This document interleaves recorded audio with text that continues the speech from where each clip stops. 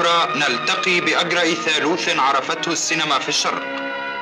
المؤلف الذي عالج مشاكل الشباب بصدق وصراحة إحسان عبد القدوس، والمنتج الذي أصبح اسمه عنوانا للكمال الفني رمسيس نجيب، والمخرج الذي هز مشاعرنا وأحاسيسنا بواقعية أفلامه صلاح أبو سيف.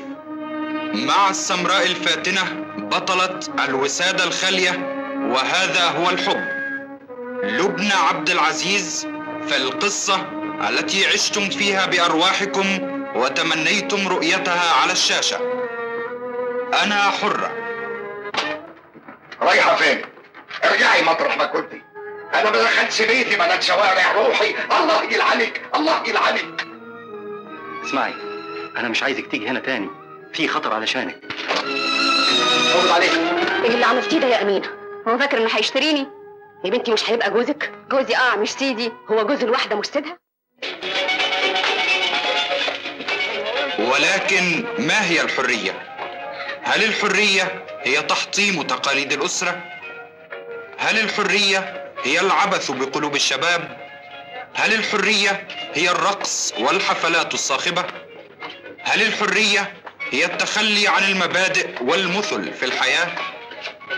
كل هذه الأسئلة التي تدور في ذهن فتيات الجيل تجدون الإجابة عليها في فيلم أنا حرة، قصة الفتاة التي تعيش في ربيع عمرها وهي تتألم وتتعذب بين المجتمع والحرية التي تريدها.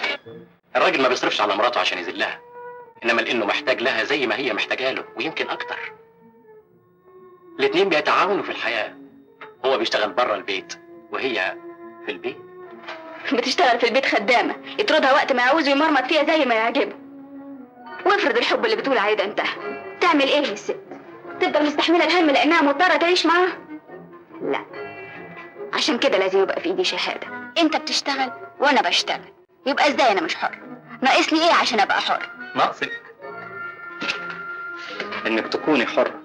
اسمع يا استاذ ما عباس، تزعليش وتسمحي لي أسألك سؤال. أنت عايزة الحرية ليه؟ هي كمان الحرية لازم لها سبب؟ الحرية وسيلة مش غاية. أنا مثلا عايز الحرية عشان أكتب رأيي بصراحة. وانا عايزة الحرية عشان اعمل اللي انا عايزاه. إيه اللي أنت عايزاه؟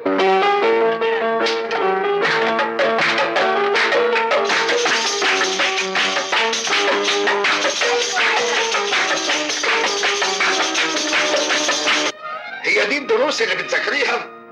قسما عظما ما انت فالحة السنة دي ولا ناجحة. انا متأكدة اني حاجة. ايه بيقابليني احلى شنبي لو نجحتي. وانا هعرف اكلمك؟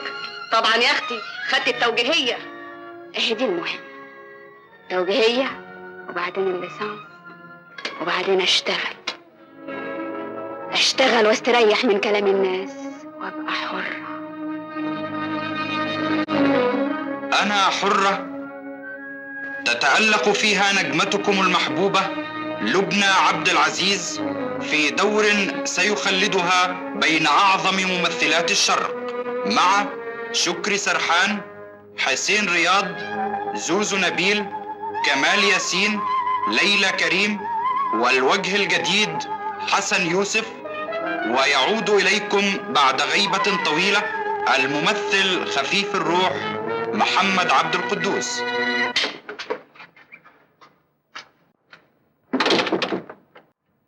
لسه هتولي عليه؟ ايه العبارة؟ دي 5 مرة اولع لك فيها. اتفضل.